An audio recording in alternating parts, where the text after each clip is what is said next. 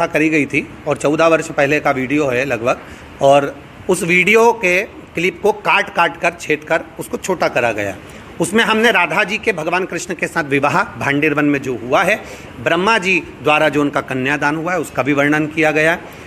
बरसाने का महत्व भी हमने समझाया है, रावल का महत्व भी उसमें समझाया है हमने, और अन्य प्रसंगों को उसको वर्णित किया गया है। अब उसको काट छाट कर जनमानस में गलत तरह से प्रेषित किया जा रहा है, जो कि जनमानस में किसी न किसी रूप से सनातन धर्म को क्षति पहुंचाई जाए, सनातन धर्म पर आक्षेप लगे और आपस में संतों को या ब्राह्मण जन को या गुरुजन को लड़ाया जाए, वो दिखाया जा रहा है, जिससे हमारे सनातन धर्म पर लोग हंसें और हिंदू धर्म पर लोग हंसें।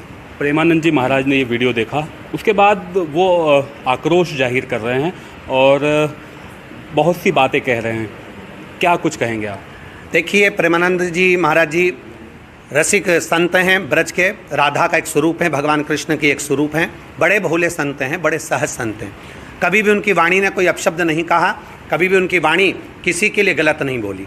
उनके पास में कोई वीडियो उनको लेकर गए होंगे, कोई ने उनके ऊपर दबाव दिया होगा, या वीडियो किसी न किसी रूप में उनके पास आया होगा और किसी न किसी रूप में उनको उस तरह से बताया गया होगा कि उनको क्रोध आया होगा।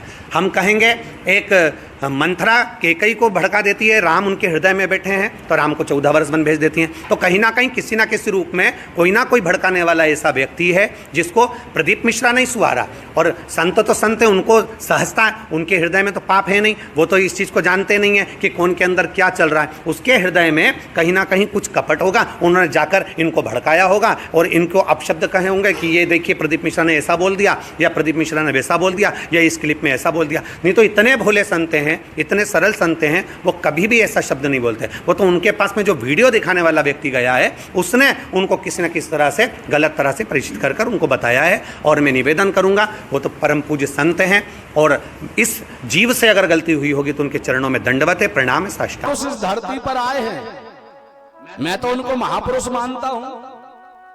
पहला सीहोर वाले प्रदीप मिश्रा जी, और दूसरा बागेश्वर धाम वाले धीरेन्द्र कृष्ण शास्त्री जी। ये दो लोगों ने ये विधर्मियों को ऐसा इंजेक्शन फंसाया है ना, चिन्मिनान पाड़ दी, पूरे अगन पाड़ दी। इनको ये डर लगने लगा है कि इतने हिंदू कैसे इकट्ठे होने लगे। जरा जनता तो देखो, इनके कार्यक्रम में जाते होंगे कुछ लोग, पब्लिक नहीं समाती भैया।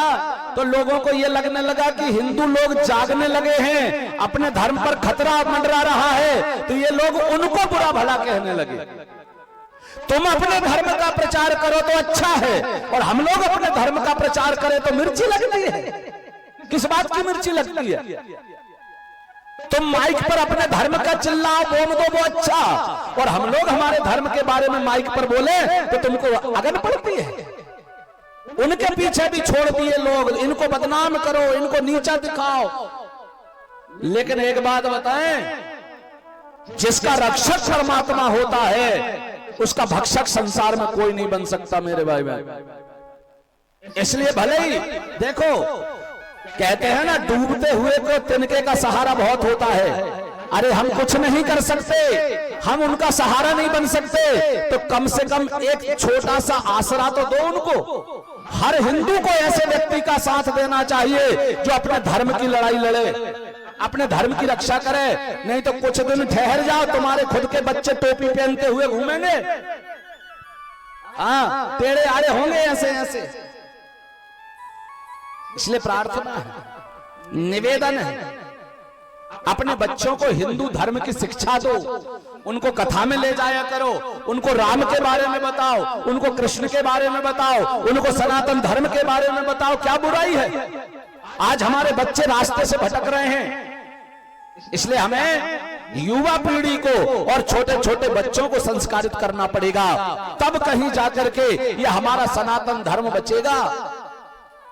इसलिए निवेदन है मेरा, ये कथाएं इसीलिए तो कही जाती हैं कि जो सो रहा है हिंदू वो किसी बहाने तो जागे, उसको कैसे ही तो पता चले कि आज हमारे धर्म के साथ क्या खिलवाड़ हो रहा है।